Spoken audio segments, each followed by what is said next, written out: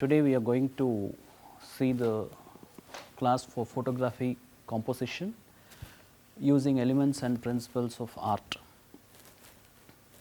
So, basically for photography the most important thing for a photographer is eye for detail.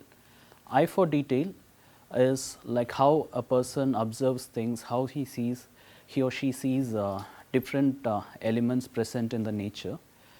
Actually, a person can have an eye for detail or a person cannot have. These are the two aspects, but it does not mean that a person without an eye for a detail cannot be a photographer.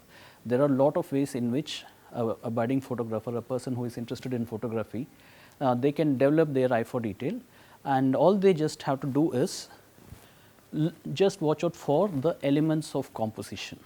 There are various elements of composition which can be used for photography to make the picture look good. So, there are plenty of elements, there are some 7 or 8 elements. Today we will be dealing with patterns and lines, and these elements of composition, all you just have to do is to look out for these elements. This will help you in developing your eye for detail. First, let us look at patterns. Pattern is a regular repetitive design. We can see patterns almost everywhere. All that we just have to do is look for these patterns in the frame. We just have to frame in such a manner that these patterns are visible. So, now let us see some examples of patterns. Here are a few patterns that we will look at now. So, this image is the first example. Okay. So, this is nothing but a basket which is being spun using bamboo leaves or something. So, you can notice that this image looks good because of the repetitive design that has been found in this image.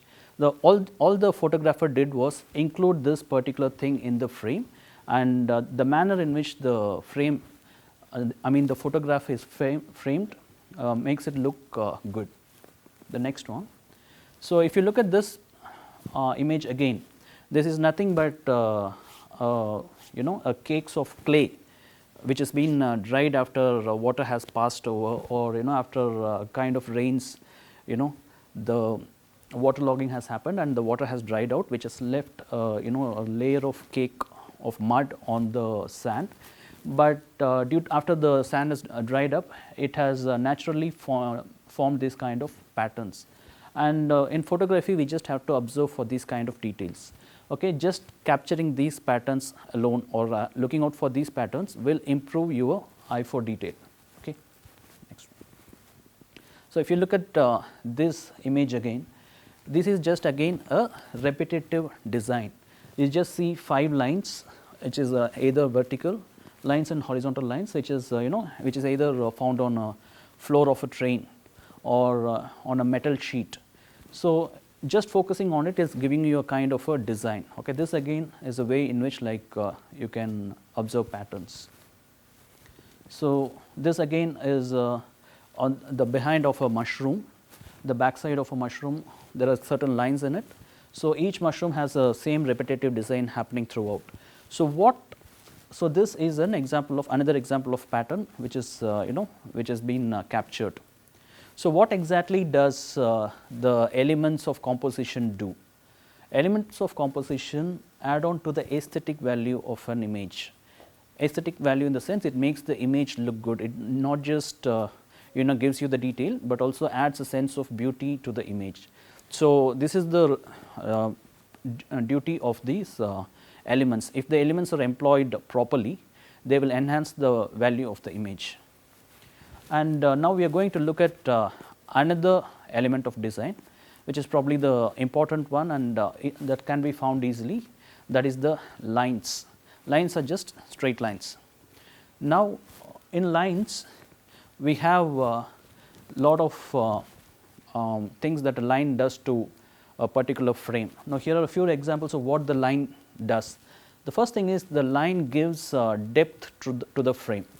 So, basically photography is all about capturing or showing a 2-dimensional image, in a 3-dimensional image in a 2-dimensional plane. So, lines will contribute to the depth. It will look, it will make the image look as if it has got more depth, it is three-dimensional. Even though image is 2D, it is projected on a 2D plane, the photograph will look as if it is three-dimensional. So lines does that, lines offers depth, and lines contributes to the perspective. So lines will give you a sense of the depth, as we discussed in the previous point. It will give a depth and also adds on to the perspective. Perspective here in photography, it simply means projection of a three-dimensional image into a two-dimensional plane. So lines enhances the perspective. It makes the image look flatter, it makes the image look deep. You can also feel the distance between two objects within a frame. That is possible only by the usage of lines. The next point is previous. Lines make the frame look dynamic. Dynamic in the sense it gives life to the image. It brings in a lot of energy and movement, and the photograph will become alive with lines. And most importantly, the last important reason, what the lines does is, lines directly take the attention of the viewer to the point of interest in the frame. For example, we are having a large frame. When a person starts looking in a frame, the viewer may not actually notice what the photographer wants to.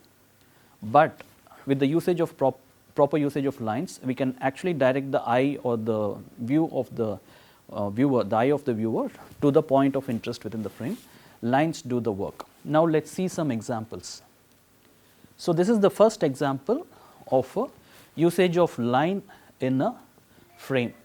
As you can see, the bridge and the two lines here, they have contributed to the depth. We know that this is a flat surface. The photo is being projected on a normal sheet, but you can see the depth. You can see a point going from here to inside. So this is in this particular photograph, the lines are contributing to the depth. It is giving a kind of a three-dimensional view to the photograph.